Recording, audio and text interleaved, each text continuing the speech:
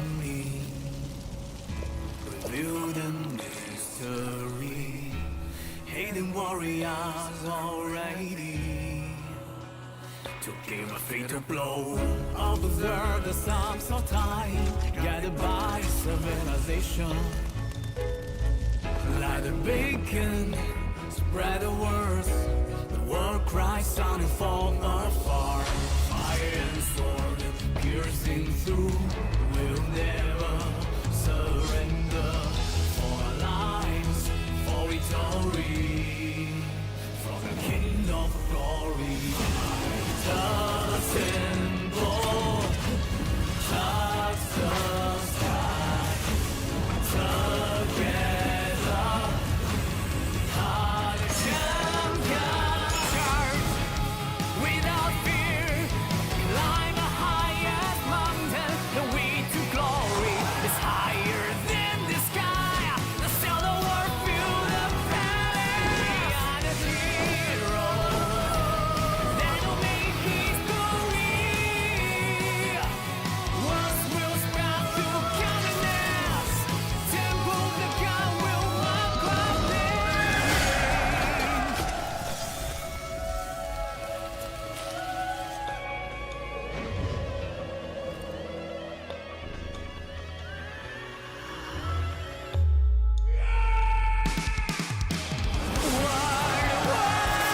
battle people they just never end.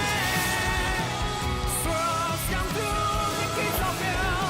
All will be ready. Unlike us, warriors, impeccable strategies. When the sharpest of blade are drawn, enemies will be confronted. Symbol for all glory. Fight to the top, and world will be my call.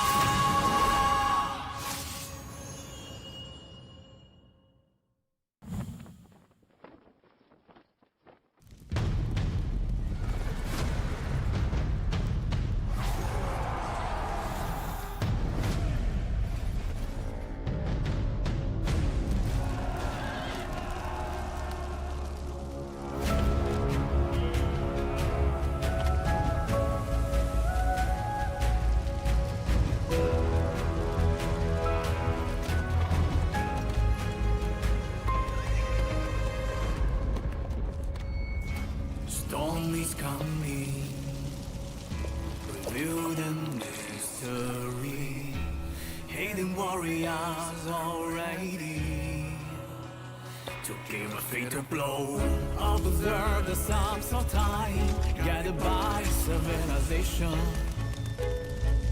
Light a beacon, spread the words. The world cries sounding from afar. Fire and sword piercing through. We'll never surrender. For our lives, for victory. From the kingdom of glory. The symbol, touch the sky. Together, heart champion. Charge without fear. Climb the highest mountain. The way to glory is higher than the sky. The sail the world feel the valley. We are the heroes that will make history. Words will spread through kindness. Temple the God will walk our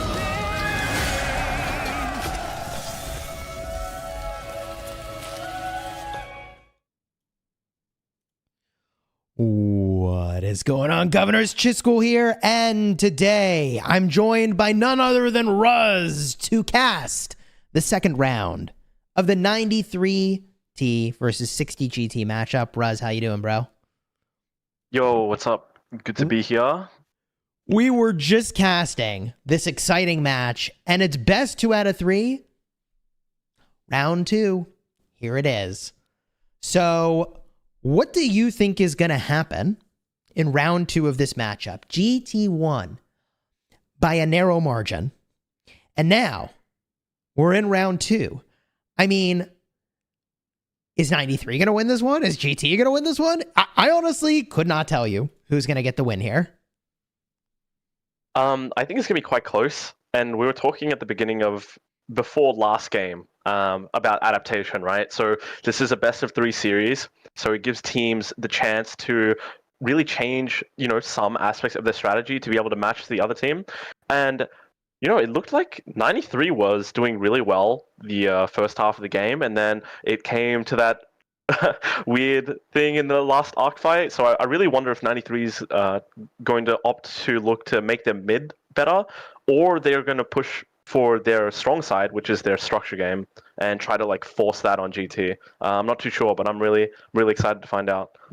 Yeah, I feel like it was so close. Either team wins this matchup. I don't know who it's going to be. GT showed some really adept, I think, preparation and planning going into the combination of skills they used in mid in order to win the second arc. And then also a lot of preparation and planning shown by 93 when they tried to yoink the last arc, but it was ultimately a risky play that didn't pay off for them. And it cost them the match, to be honest. I think it cost them the match. So I don't think they run that play back unless I don't know. I don't know. This is one of those matchups where the whole way through, it's really unclear. It could go either way. And I think it's going to be close the whole time. Do you think, here's the biggest change we could see.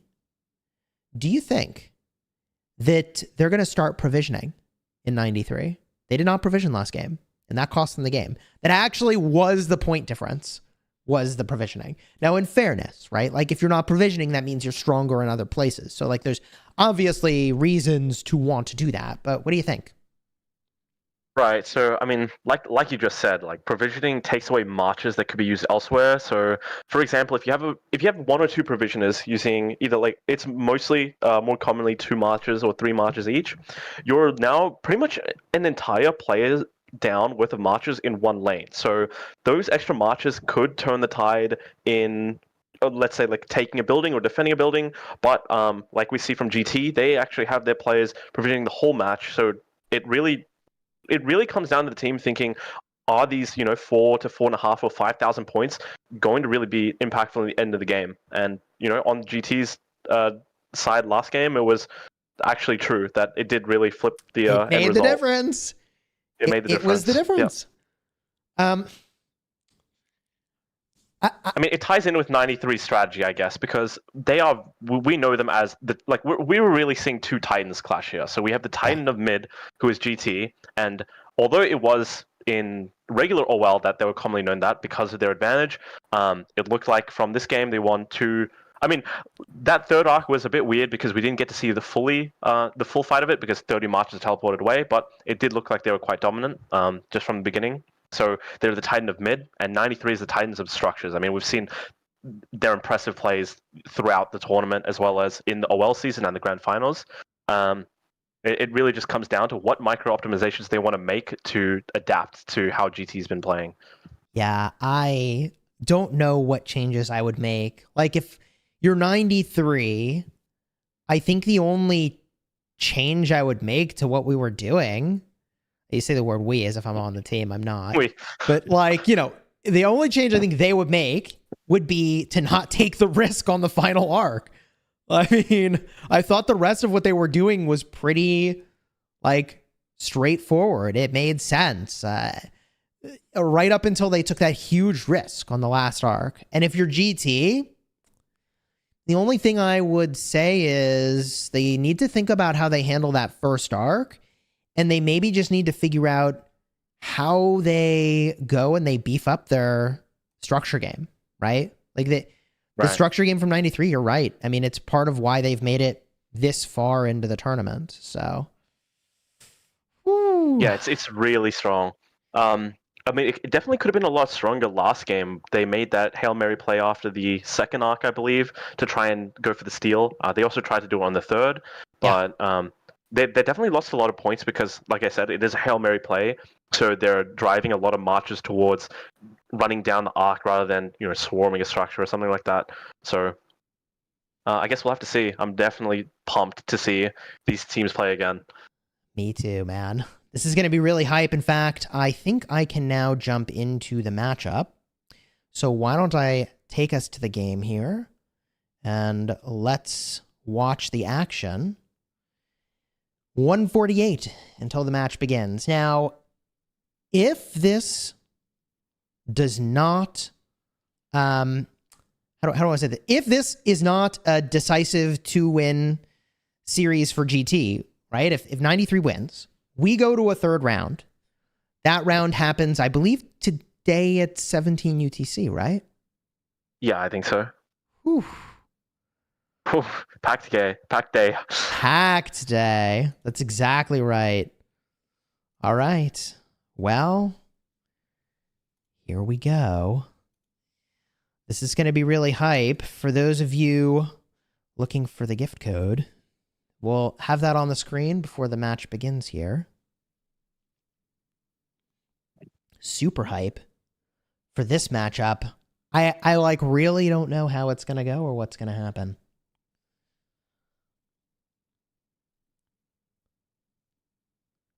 Drop your hype into the chat. The matchup begins in a matter of seconds. This time around, it looks like the teams switched colors. So this time around, it will be 93T in red and GT in blue.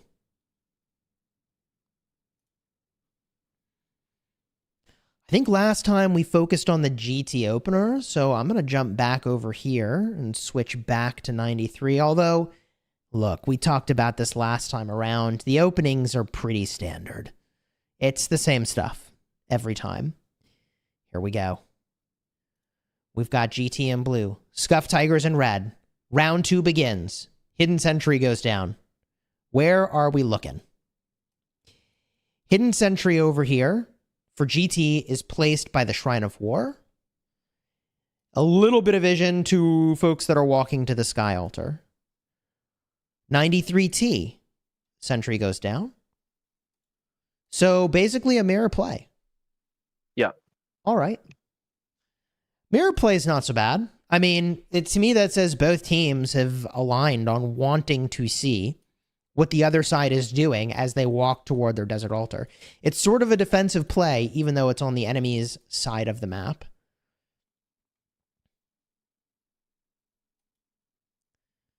It's definitely the kind of the norm on sentry placements now. I think a lot of teams are replicating these placements, and both of these teams have been consistently placing them in those spots. We saw it last game as well at the very start. We're looking around. Outposts all captured for 93. On their way to the final outpost for GT.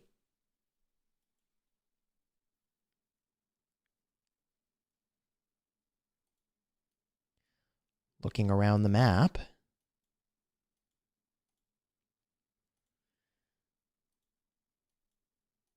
So something to note here is we actually see 7 rallies from 93, whereas we only see 4 from GT, meaning 93 opts to rally all 3 outposts on top of all 4 obelisks, whereas GT would rather only rally the 4 obelisks on the map. That is a great insight. I mean, where are you at with rallying outposts? Good idea or bad idea?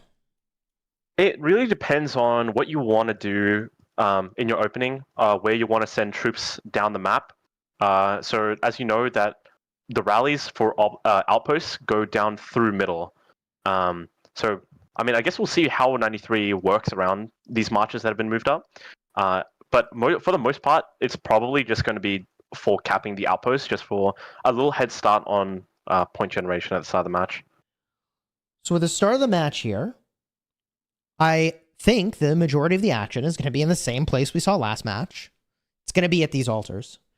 I do feel like 93 3 had a really nice offense last time around at the start of the game, but it didn't translate into a huge structure advantage with the exception of the Shrine of Life, which looked to have been in their hands for quite a while, right?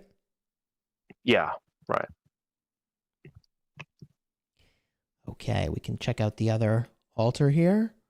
Oh. I mean, so again, just Dude. looking at marches, a lot of cav. Quite a force here. I mean, look at this cav march scouting the presence of 93T on the southern side. It is, by the way, going to take me a minute to readjust to the colors and teams being different for this second matchup.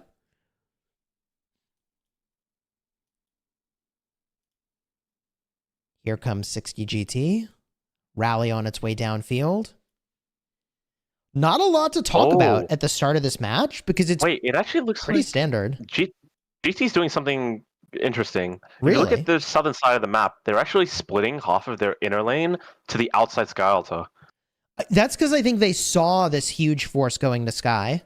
Right. So that they're matching it, and they were able to do that solely because they had their Cav March, their T1 double C, I think it was.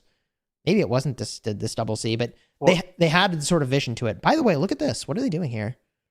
So the GT Cav Marches break, the rally breaks, and they're all around this obelisk still. They're trying to block teleport spots, like the prime spots. What a troll play! So, I mean, so you often see it's this a good in KVK, play. but It's actually 100%. super relevant. Like you either port in late or the spots are blocked. Would you look at that? Learn something new every game, huh? All right. And the thing is that all their marches should be on the field. So, like, yeah, you could port in, but what are you going to do about it? Right. What are you going to do about it? So that mostly affects first arc rotation, mainly because a lot of the prime people, or like, you know, their most valuable players that they want to TP up, like their rally leaders, garrison captains, stuff like that, they're the ones, when they're sending the mid, they're just going to be a bit further away, but as time goes on, when they get more teleports in, those marches won't be there forever, and those spots will be taken up eventually. But it definitely looks like GT has been adjusted their strategy a little bit. They're looking to be a little bit more defensive against 93, maybe to stop the early point lead from occupation, similar to how last game went. Mostly just swapping to outer lane and putting a little bit more defense into the Sky Altar, and kind of gave up on the Desert Altar attack, which didn't go too well in the first game. Wow, I'm looking around the map here. It does seem like 93T is just doing that thing they do at the start of the match. This is like exactly what they did last time, all over again, where they push the one side where they have a strength advantage. This is the weak side for GT. And they take they're just running it back, man. They take the Shrine of Life. They take the altar. Yeah, it's honestly really impressive. This is actually the same opener. Didn't GT have the outposts last time as well? I think it's the same thing. Yeah. Okay. They're running it back. And for 93, I would say this is looking pretty good.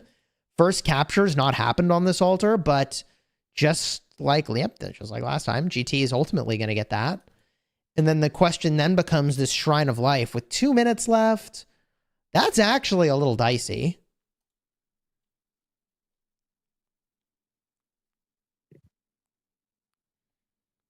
What do you think? So 5 minutes till arc. I mean, there's still, it looks like 93 sending more marches to GT's Desert Altar.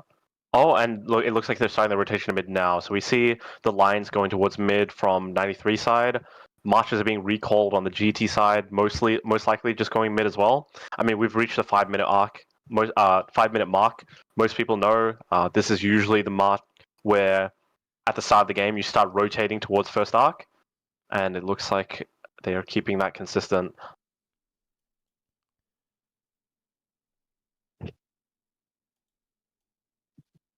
I mean, let's briefly go over arc skills real quick. I mean, last arc we saw, sorry, not last arc, last match we saw GT use triple skills to counter 93s to the death, and they didn't run to the death themselves. We probably won't see it first arc, but I'm very curious to see if they decide to run it back, maybe in the second or third arc.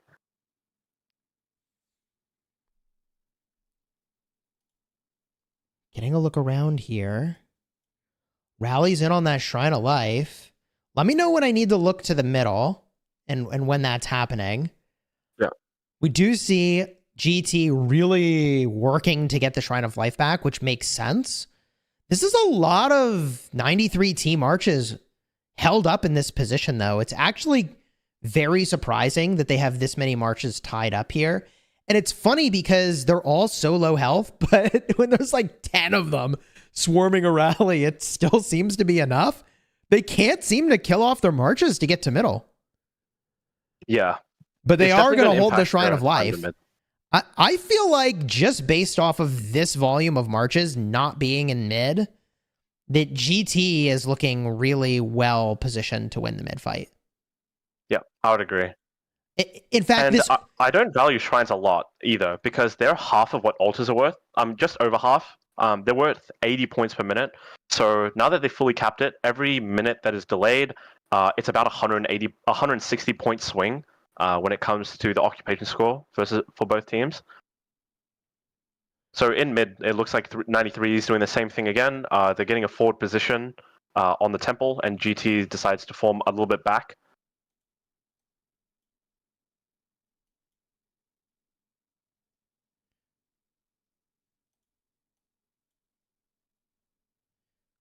You know, I wonder if this signals that 93 is going to try to take the arc on the backswing. Like, if they know they have that many people coming late to mid, maybe it's not that late, though, honestly. See, I actually don't think it's worth taking this arc from behind as much as like second or third would. That's for Instead, sure. I would probably direct them to, maybe some other structures. I mean, we see the rally on the Desert Altar, like we talked about last time. It's more of just keeping them in check, where GT is not able to fully empty the Desert Altar to send more marches to middle. They could potentially pivot to maybe more structures, but I think it's about too late. 2 minutes till arc, and most people are still sending to mid. So it looks like we'll have a brawl. Okay. Here we go. 93. Positioning by the temple. GT moving up for the arc. They do have a scout running around over here just to make sure nothing fishy happens. Sentry goes down.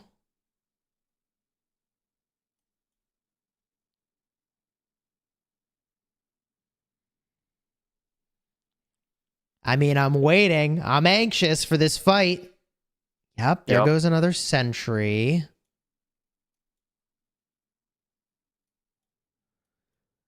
"93 moves back. Their sentry is a little exposed. Just kind of is what it is.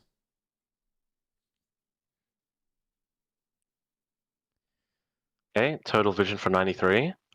Total vision for GT. Okay. Here Let's see. go. I mean, I think it's pretty defined that like the first skills that teams would pop are dust up total vision first arc, right? At least what we've been seeing. yeah, the only other thing we've seen is mystical, right? But I think it was Vuk using mystical, but they did not advance. Yeah. So 15 seconds till arc spawns, and now they initiate the fight.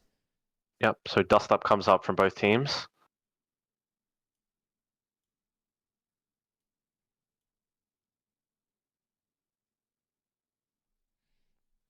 Arc of Osiris has appeared. Battle is underway. I suppose I should zoom out a little bit because there's a carrier who might actually get this arc on the southern portion. Oh, GT got first pickup and then dropped it. So like we said before, these first pickups are really crucial, especially the very first one, because it moves the arc so much into the direction of your team is super beneficial. Who's winning this fight? I mean, I see a lot of sad faces on the 93 side, Yeah, I agree. and it looks like blue is bit overwhelming them quite a bit just from the dots.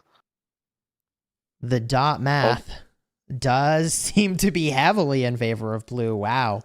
Oh, I mean, yeah, this is where 93's troops are getting completely sad faced. Yeah. It's just a river of them. It's the snowball now. Yep. So completely sad faced. Yes, indeed. So now GT takes the arc. How worried are you at this point that 93 is going to hit on the backswing? I don't think I'm too worried about that. Like, especially with such a defined win, I feel like GT 93 can't really afford to Hail Mary it, especially this early into the game. I think this is where they start to pivot more into their structure, which is their strong part, or like strength, and hopefully overcome it, or like, you know, the arc score. They're about 700 points above, like probably closer to 650. It's not enough to overcome first arc, which is 3,000. So I guess we'll kind of see how they manage to overcome this arc, whether it's through structures or maybe even going a little bit harder in mid for second arc. Yeah.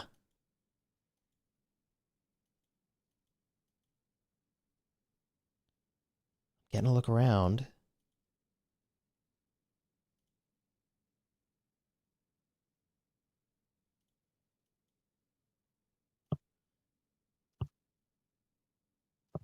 Here comes a march that can hit the carrier.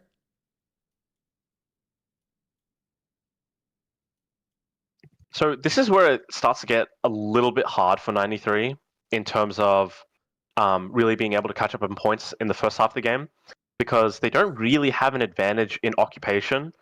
It's actually quite even. It's about 560 to 530, and it was 560 to 560 either before the outpost was flipped. So ultimately, unless 93 can really get an advantage on structures somehow, I think it really just comes down to second arc, and if they're able to surprisingly get that off of GT. Big pressure from 93 on this Sky Altar. Oh my goodness. That thing's in trouble. I could be wrong, but that is like, if I've been the guy who's responsible for captaining that structure. If I saw that coming in, I'd be like, well, guys. GG. Well, y'all, I hate to tell you, but we're losing Sky Altar. I mean, by that point, it's kind of too late, but I mean, what are you going to do? The arc carrier is, going. It does look like it's one of the rally leads. You can see they've got the Arabian civilization for the 5% all damage on their rally, which I think is a great choice, personally. Structure does flip, and now 93T has a hold on the Sky Altar with a proper captain, nonetheless. Yeah, this is really good for 93. If they're able to hold it for a couple of minutes, as well as doing some work on the GT altar on the other side of the map, then they have a chance of reclaiming a little bit of an advantage in points. But again, they have to match a 3,000 point gap that will come from this first arc, and it's going to be a little bit tough without holding majority of the altars on the map. GT is also in a position where they're only just still refreshing from the middle fight, so we'll, in about like a minute and a half, we'll start to see GT's marches start to make their way back to the Sky Altar. I mean, we already see them grouping up now. Yeah, GT. I was kind of looking around, and it's like, GT is kind of swinging in from the left here, but they got spotted. So 93 is kind of adjusted course. I think maybe GT kind of wanted to sneak up on the Sky Altar and swarm it, perhaps? Not sure. So now there's actually 2 tussles by this Sky Altar. And in terms of points per minute, how is this looking? We see 410 for GT, 560 for 93. Yep. And that'll come from that Sky Altar. That makes up that point diff. GT, sentry down. Oh, yeah.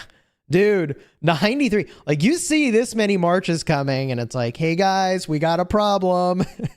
Now, this building does look like it's a little bit more prepared to be defended, however, from GT. Oh, gosh, it got chunked down fast, though. Jan Ziska not able to handle that swarm. Wow. So this is a really good position for 93. They've now secured both altars. Sky has 7 seconds or 5 seconds now until it starts generating some points. But it looks like GT's finally refreshed their outer lane on that bottom side of the map, and getting a pretty big swarm on the building. So I'm not sure if 93 is able to hold this. But it looks like they're making up for it, being able to hold that desert altar for quite a while on the top side of the map. Yeah. I'm just getting a look Wow. around. I mean, the occupation score right now is quite immense. It's 290 for GT and 740 for 93. I mean, So 4 altars will... You hold that for Oh, a while, 100%. that ends the match. Yep. So now they've made up about 1,000 points between the two teams. Oof. They really need to hold these altars for a little bit longer to make up that 3,000 from first arc. It's really crazy to see the 4 altar swing here. Like, you don't normally see that. GT is going to end that in a second, or not. This garrison just holding on for dear life. I don't think there's any world in which it can sustain, though. There it is. So the garrison flips over, and 3 altars still in the hands of 93. I mean, ooh, with big field presence over here, I don't know. GT kind of needs to stabilize the situation soon. Otherwise, their advantage from winning that arc is diminishing pretty quickly. Yep. And that's going to start in about 20 seconds when this desert altar is finally fully capped by 93. And instead of a 150-point denial for GT, 93 is now going to generate 150 on top of that. So it becomes a 300-point swing for every altar that they own. So it's quite massive to be able to hold it. They're doing a good job of pushing up to stop them from regrouping, but they saw the rally, so they decided they're going to turn back and really just focus down the rally and make sure that's popped quickly. And it sure did. There is a Tommy in the mix there. We see those poison stacks going on. Yep. A lot of these single target debuffers, so typically the marchers and commanders you see in the recommended swarming pairs for like KVK for swarming a fort or a flag, stuff like Tommy, Chandra, Henry. You'll often see at least 1 or 2 of these inside each lane, mainly because of how much single target there is when either swarming a structure or swarming a rally on a structure. It's actually pretty impressive that GT was able to keep filling that rally. I think that 93 intentionally pulled off the rally to make sure that it would, lock all those troops into that spot. But at the same time, I don't know, you kind of want to end the rally threat, don't you? No. So in this case, it's actually correct to stop swarming the rally. When you know that you have field dominance, even for a short while, and the rally's low enough, and your building's, quite full, this is where you're right. Like, you want to lock those marches in place so they're not able to refresh as quickly. But the consequence of them swarming that rally from full and GT constantly filling it is, I mean, I'm sure you know from KVK, without swarm tech, swarming a rally really hurts. It hurts. And GT's refresh time is so quick because it's their building, right? It's on their side of the map. So 93 swarming the rally is going to hinder their marches, their marches' health a lot. And they're probably not going to be able to survive on this Desert Altar defense for quite a while, but they're doing a really good job. I mean, they're looking good here. Yeah, what's funny? They're looking really good. Only in this moment did I kind of realize that yet another advantage of the bring only cavalry posture that they seem to have here is that if you bring only cavalry, then you can fill the rally with all of your marches if it's a cav rally, right? Like, yeah, they're kind of locking marches in place, but they were all combat marches anyways, so you just replace your march with another one. I don't know. I think it might actually be correct to have ended that rally, to be honest, instead of letting it just keep going like this. But because this thing is, it swap doesn't any bring march much they want into there.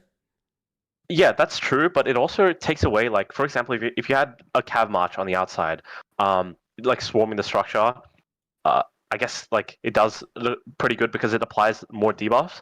But if it was to like be field fighting, then you'd rather just it be in the rally because you're going to take more of the enemy's troops down, like with you, if that makes sense, because of the higher troop capacity. It goes both ways, but I mean, I could be wrong because they haven't swapped the captain yet, but I thought I saw a Harrow YSS with full cav walk right into that rally. So definitely a bummer for GT that is not the captain if it did in fact make it into the rally. I could have swore I saw that go in there. But Budakatami doing its thing. There's the Hera swap. Yeah, I thought it was in there. All right. I mean, them holding that DA for, I mean, that was quite a while, right? That was at least big hold. Good, like 6-7 minutes. They've managed to pretty much overcome the gap. So now we went from a 3,000 point gap to only 600. So, like I said, it's going to come down to the second arc.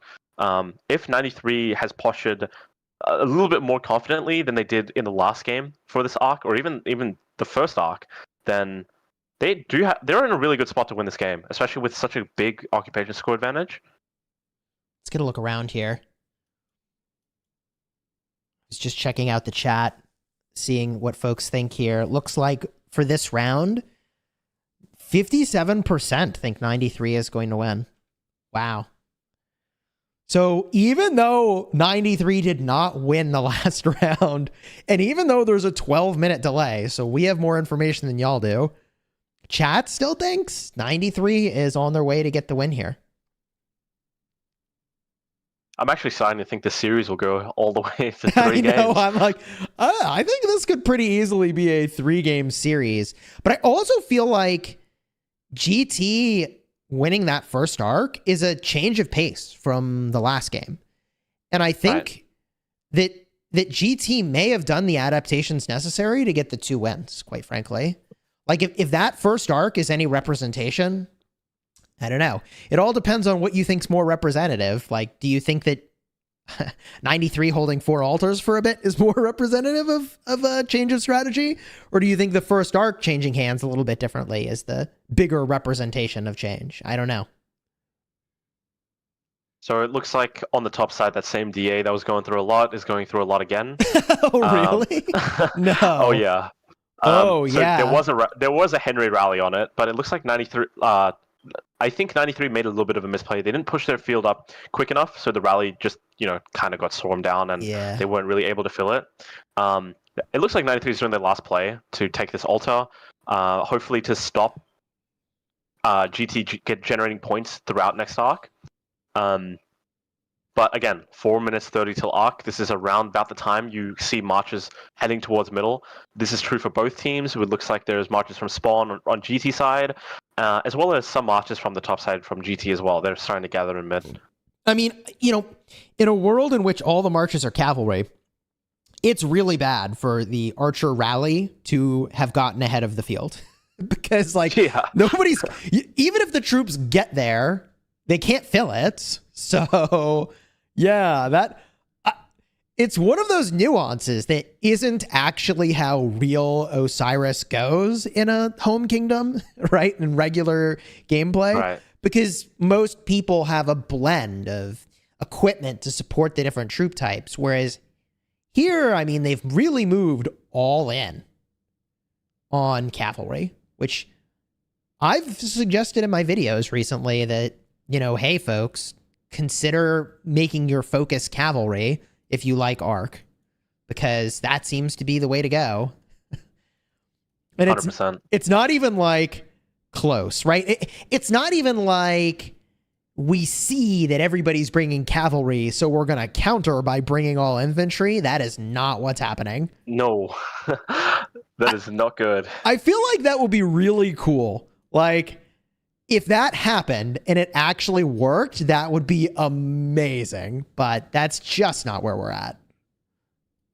I think the most important part about cavalry is the speed that they bring in this mode. So you 100%. can't really afford to bring infantry to counter. Like, you'll just be running after them for the entire game. You probably won't even catch them, not gonna lie. Wow. So second arc is gonna get pretty spicy. 300-point game, Raz. This is a 300 points. 100-point It's game. insanely close. This is insane. It's rare to see matches this close, quite frankly. Right. And here we are. So second arc is when you start to see a little bit of experimentation with skills. So last match we saw GT use, they actually skipped down into the death, right? So they used Heaven's Total Vision at Dust Up, whereas 93 opted with good old classic Total Vision to the death. I mean, we'll see. It worked in GT's favor last game. We'll see if that is also mirrored this game.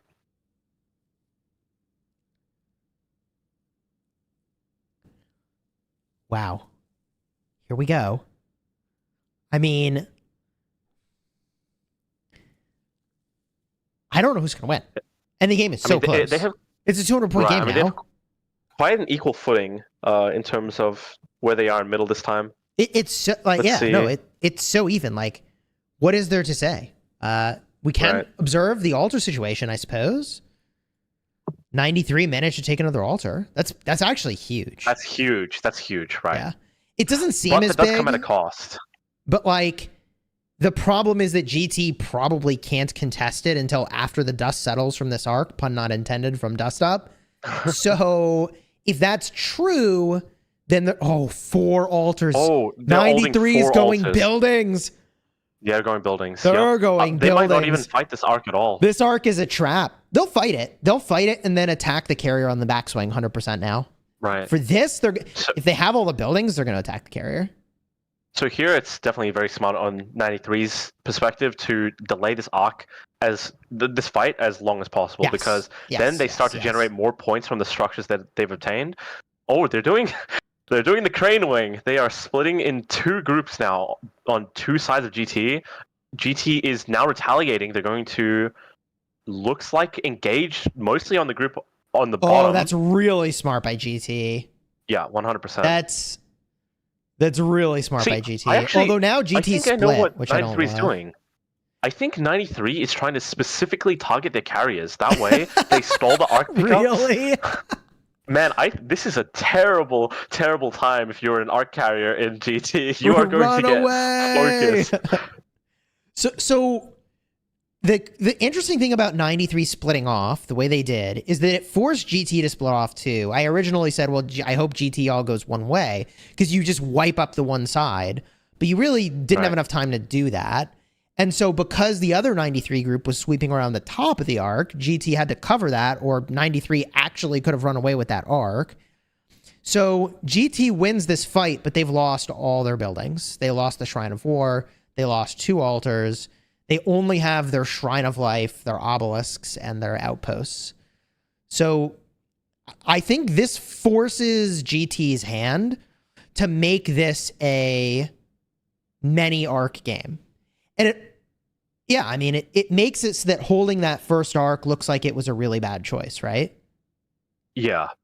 I mean, this is quite interesting what 93 is doing. I think what they're trying to do is space between themselves and GT while only having a select number of people go in and kill the arc carrier, and they're kind of taking turns doing it. So it's pretty interesting to see. I mean, it's 10 seconds to pick up the arc every time it's dropped. Yeah. So every time they drop it, if they drop it 6 times, it's a minute delay. And every minute stalling that they're losing, it's 300-point swing for every altar because of 150 points for 93, and it's denying 150 points for GT. So it's insane. I mean, the occupation score right now is a devastating 130 points per minute for GT and 740 for 93.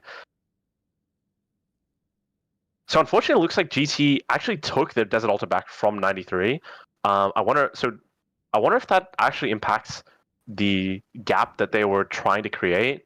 They won't be generating points for another minute 40, so it might actually swing them 93 in their favor, but I guess we'll see. So where does GT score this arc? I mean, I keep looking around at the arc because that's what I'm concerned for, is always the arc when you're playing against, 93, but gosh. What's really wild is the scoreboard is not really widened that much. I mean, I guess it flipped 1,000 and almost now 2,000 points in favor. Actually, it is snowballing now, isn't it? Those altars are really snowballing. I mean, 100 to 820 is a huge occupation. 700 points per minute of advantage is kind of insane. So this is what we talked about at the start, right? We're like 93 had 2 options to really try and take the throne away from GT's first win in their first match. It's either do they focus more on mid and try to beat the already dominating GT, or do they swing more into like leaning their structure strong side against GT? And it looks like they went for the latter. I mean, skipping second arc entirely and going for altar swing is pretty impressive, and they executed it really well. Wow. And I'm just looking around here. Shrine of Life. Pressure's in. GT's got to get these buildings back, but 93 is already downfield. Do you think 93 is actually only very lightly garrisoning the things that are on their side of the map? Oh, 100%. I mean, they're in no threat of being hit, especially something like a shrine, which I said, I mean, I personally undervalue a lot, mainly because if you're in a position to hold your shrine, then you know, the enemy desert altar should already be yours, right? Because the enemies should have already walked up to the shrine to take it, and it's worth half the points. So you'd much rather have the altar over a shrine. So having nothing but just a garrison aside is probably not even a bad idea. I agree completely. Like, I would empty out those buildings and keep all those players downfield. That's kind of the danger of this situation where GT has to hold the arc and protect the arc and get their own side back, is that 93 can kind of abandon the garrisons on their own side a little bit. I mean, I wouldn't empty it, but no. So I would we send those troops to the other side. In that regard, we see GT like keeping them in check. We see Seawolves rally on the top side Shrine of War for 93. So he's kind of just checking, like, is the structure actually empty? Are we able to just kind of take it for free or steal it away? I mean, it looks like, just based off the white numbers, it is not empty. So all of this 93 brute force on their aggression is purely just from their attacking marches. They haven't emptied their buildings. Wow. I mean, they might have emptied them for a time, but then they've, at this point, reallocated if that's what they did. Right. But I don't know. I think so many marches like walking through the lane, right? So you can always just divert like a couple marches to defend a building at any time. Right. It's not easy to do that. Like, we say you could always just divert a few marches, but that is hard to do. Like, I mean, it's not hard. It just takes coordination. And there's just a lot of things to be thinking about all at once, which is a part of what makes this game mode, I think, exciting to watch. There's just so much going on. GT holding the arc or scoring it? Still walking. Still walking. Dude, it looks like holding, though. It does look like holding. I'm not convinced that's the right thing to do. Right. I mean, okay. Holding for now probably makes sense, right? Like, maybe they just feel they need to at least stabilize their buildings and then press in for arc. But I don't know. Let's look at the actual time left in the match. 21 minutes. So how many arcs can you really even expect in this matchup? Not that many, actually. See, the only problem with cashing it in now is while you want to have... this is actually something that 93 did really well here, and I think it went a little bit unnoticed, is they didn't pop any skills during that second arc, right? So now GT is in a position where they kind of have to wait a little bit until when they cash in, they'll have 10 skill points for middle. Otherwise, 93 can just decide, oh, we're going to go all in for arc, and we're going to have skill advantage, so we're just going to win it anyway.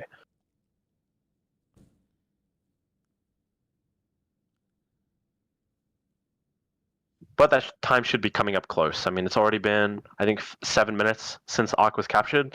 They should be able to score it, like, probably within a couple of minutes, and they'll be full anyway.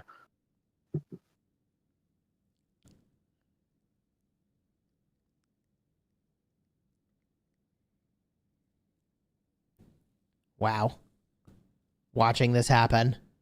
Big press from 93 here. Good gain on altars for 60 GT, by the way. They now have, well, two anyways, 2 altars. One of them belongs to 93. The 93 pressure on buildings is just undeniable. Yeah, I mean, that presence in front of that altar, like, it is a hard time getting through that ball and getting to that altar. They scored the arc, by the way. So if theoretically it takes 8 minutes for an arc to spawn and 2 minutes to score it, technically we could have 2 more arcs in this game. But will we? I mean, most likely not. I think it will only go to 3. Here's the thing. technically, you could try to 93 the arc away. You master could. strategist. That's true. Right? That's So, true. like, yes and no. Like, yeah, I agree. It's pretty unlikely that they'll do 2 more arcs. But on the other hand, we have to remember that Master Strategist is a way to bring that arc. What is it, 20 seconds or 30 seconds? It's 20. It's 20, 20 seconds of charging. So 20 seconds to charge, and let's call it 15 seconds to get to the building to actually score it, right? Like, it takes some time. It's not 0 time. No, it's like you can teleport yourself right on top of a building. You can teleport yourself anywhere. Okay, so if you do it very skillfully, you end up right on top of the building, and it takes you maybe 5 seconds to tops to get in. So like 25 seconds is your realistic case for we cast the ability, the carrier was teleported, they walked into the building. So there has to be like 25 seconds left in the match for that to work out, right? Right. Yep. You know, it's really wild when we have to work backwards from numbers like that to figure out who could win. I mean, it just shows how close that these type of games can go. Yeah.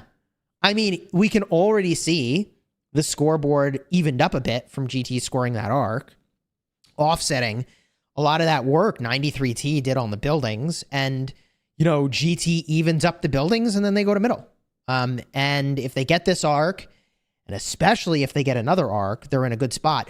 The only weirdness there is, like, if you're GT and you know that 93 has this insane play they can run where they've perfectly timed Master Strategist to get the arc out of the middle, do you go for another arc, or do you think it's just too risky?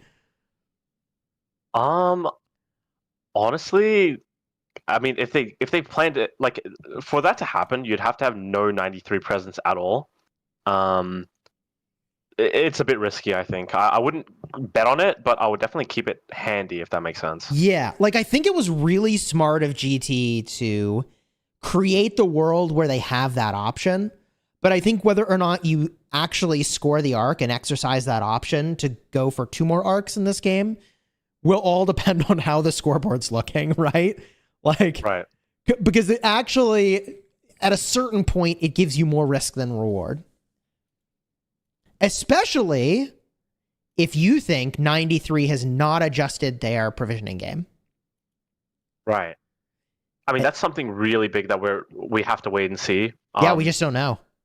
Like, maybe know. 93 adjusted to provision, maybe not. If they didn't, then, like, this could be huge for GT. Like, they don't need as much lead to get the win, if that's true.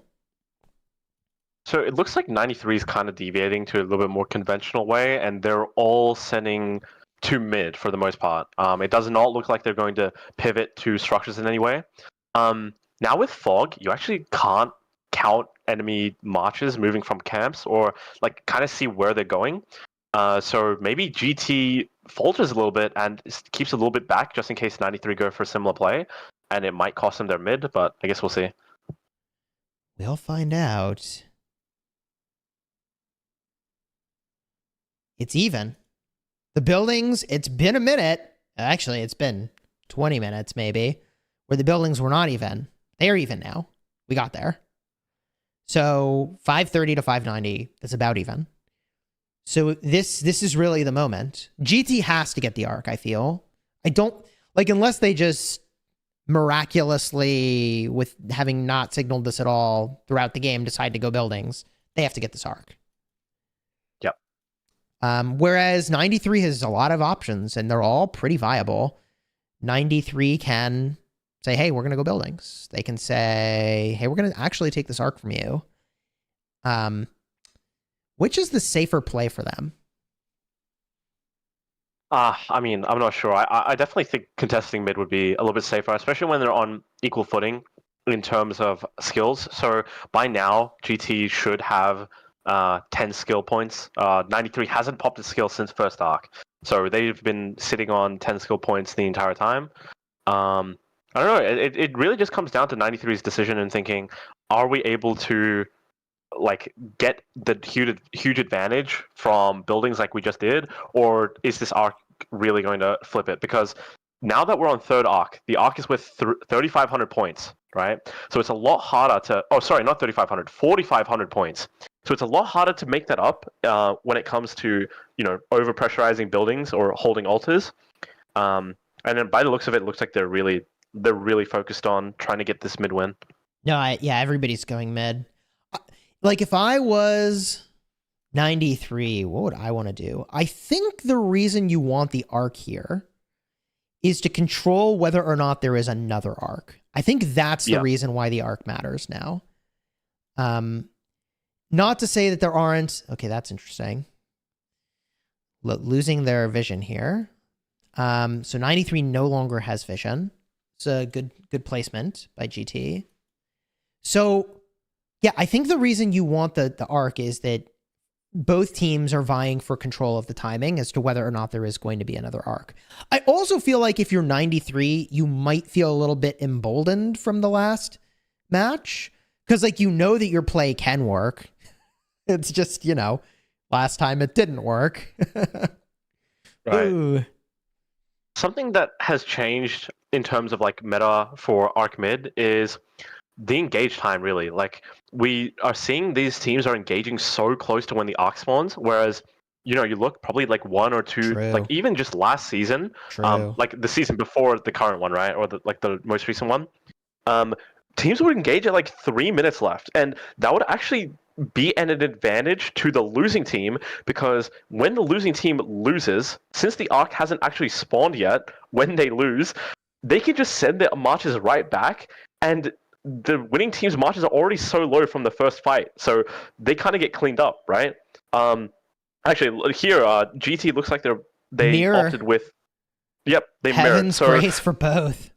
93 learned from last game. They did not pop to the death. They actually went with the 3 skills, and so did GT. So we're seeing to the death, dust up, and total vision from both teams. Wow, that is a smart adjustment, I think, from 93. They were like, wait, that actually wrecked us. Let's not have that problem again. And so if you think, you might be more skillful than your opponent, like you just mirror their skills, right? Right. No, 100%. I mean, although it was like not commonly the case like before this update with the new skills, where popping more skills would kind of outweigh to the death. So like it used to be war drums, heavens, and mystical that you'd pop against to the death and war drums, right? Or mystical. Here with the new skills, they're kind of better than war drums and mystical. So it actually serves as a really, really good counter to the death. Wow. GT with the first pickup. I was targeting the 93 March because I thought they got there first, but no, GT. Not only do they have the presence, so good, but they got the arc. This is a situation now for 93. Right. And they use this all is where the 93 points. has to go for that Hail Mary, right? Like they either decide to go Hail Mary or they think that they can flip structures. But because 93 died relatively quickly and GT's marches are not fully dead, they might be able to rotate back and defend their structures. It's going to be really hard for 93 to overcome this unless they go for that Hail Mary play again. Yeah. So this is a really awkward situation for 93, as you were describing, for a lot of reasons. First of all, they are now on the losing end of the building game. Right. So they took the outside lane altar, but then lost it during this arc fight, and presumably that force from GT subsequently cruised all the way down the map, down this lane, and took the Shrine of Life very briefly, right? So they were able to really turn around that structure game there. It does look like, look at this, 93, just like really big push here for I feel like that arc carrier was kind of late, no? What, look where he is. Look where he is on the map. He's still like really close to middle. Yeah. So although Trajan Ethel, it's like good for a lot of things. Marching is not one of those things. Actually, if you tech into March speed in the peacekeeping tree with Ethel Primary, it is not relatively slow, huh? fast. Okay. No, it is definitely not slow. It's very quick. And that's actually one of the main reasons you use Ethel Primary. For the peacekeeping, huh? 100%. Yeah, you get like I think 9% in the bottom talent. It does look like they're using mixed troops, which is a little bit of a weird choice, I feel. I would agree. It does feel like a weird choice. Usually teams would opt to have just full cav for the March speed. Yeah, 100%. So at this stage, I don't know that that matters. And we have, see now, this century suddenly becomes super relevant. So GT has vision to know that their carrier is pretty safe right now. They know that nobody's snuck through over here. They know that nobody's coming through middle. They know that nobody's swinging around this side. So GT actually, where they're going now, like, yeah, outpost is risky, but also it's with perfect information. They know that they're fine. I would hope they drop the arc here and let this double C pick it up. There it is. Yeah. Yep. Good choice. Wow. Yep, that's a really, really good swap. So if you didn't know, entering a node or, I mean, I guess it's only nodes where you can't actually score it, will make you drop the arc. So what do you do if you're 93 here? Like, they didn't go for the arc, which is unusual for them. Yeah, I mean, just based off their presence, it looks like 93 is trying to flip it with altars alone. So we see most of their like they actually sent their entire bottom side, apart from probably one or two people, onto that enemy sky altar just to ensure it's taking. And actually, same on the top side, they sent the entire lane up to the enemy desert altar. This is because there's not much of a threat on their own sky altar, apart from a lone rally, because GT's still in the process of refreshing from the middle fight. So okay. They have all 4 altars, which is impressive. 8 minutes of all 4 altars. Is it enough? They're getting 300 points per minute now. That's not, with 8 minutes left, that's not going to be the difference. Arc has been scored. Right, so 145 on the top altar and 123 on the bottom altar. So let's say that both are taken at the 5-minute mark, right? That's 5 times 150, so about 7,500 point lead. Wait, 750 point? I can't do math. Oh no, it's 4. It's 4 altars, so it's 600 points per altar, or like for all 4 altars, right? For 5 minutes, which is 3,000 points. So they could do it. And is what you're saying. 3,000. Well, 3,000 points alone is only going to make them catch up to GT, but we have to keep in mind GT provisions, and we don't know if 93 provisions or not. Right.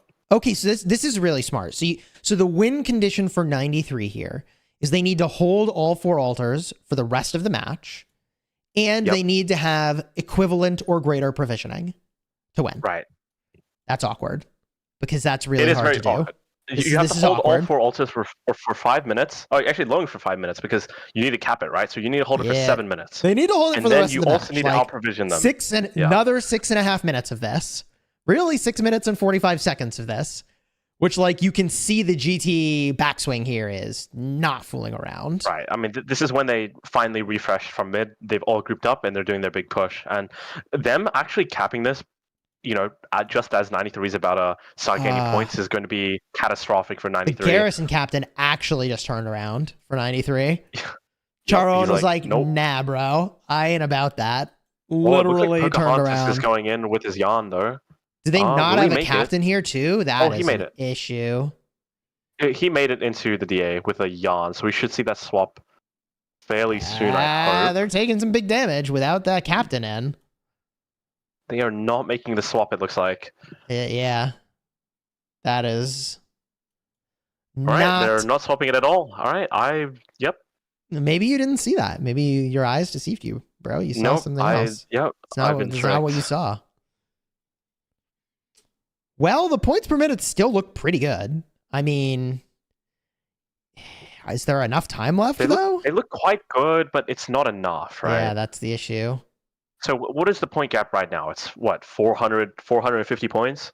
So 450 points, like, let's say they maintain this gap for 5 minutes, is roughly 2.2 thousand, if my math is correct.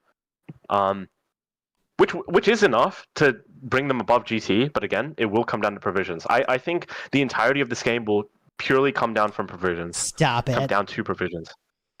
Dude. Gecko was right all the time. Yeah, I know. Like, he called this meta long ago. Wow.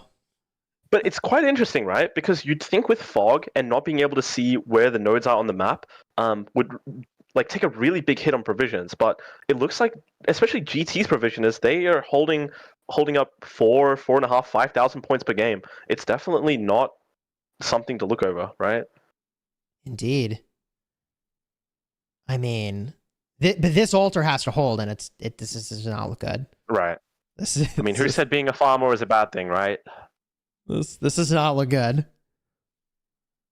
Uh-oh. Oh, and the garrison There drops, it is. and the So structure now drops as well. the ability to close the gap in points, I think, is eliminated. Right. I 300 4 points minutes, per 300... minute with 4 minutes left. I don't think Yeah. so. They won't be able to. They'll only just be about 300, 400 points below them. It's actually no. I don't know. I don't think they could do it. I think the provisioning is going to offset, and I think GT gets it. I don't know. It comes down to the provisions. See, and that's where I actually think that I don't think 93 has really a chance here, because you can't really go from having a provisioner to no provisioner, or sorry, the other way around, having no provisioners to having provisioners within like just a game, right? Like just the gap between 30-minute gap and this between game. the games. Yeah. Right. Because each, like, when you have a team like this that's been playing forever and you're at this level, you know where all of your marches should be on the map at what time, like where you should be at what time, right? And it's such a big change to swap like some of those marches for multiple people to start gathering, because now all of a sudden you need to know where the nodes are and where they spawn, especially through fog. And especially the timings for gathering. When your marches get full, you're always looking at your marches to be constantly walking to a new node when they're about to be finished. It's a really big change, and I don't think 93 banked on that to be able to win this game. So I think GT's in a pretty comfortable spot. 93, even losing their own obelisk here, like a lot of buildings just shifted in that short window of time. 410 to 570 now is the point gain.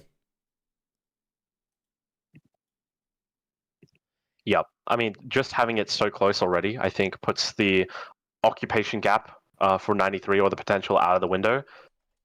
I mean, 2.5 minutes left. There's not much you can do. I think 93, this is the time where they're desperately sending out farmers. We can see a couple clears walking. And actually, if you have a look on the right side of their topside obelisk, you can kind of get a glimpse of how this fog really impacts provisioning.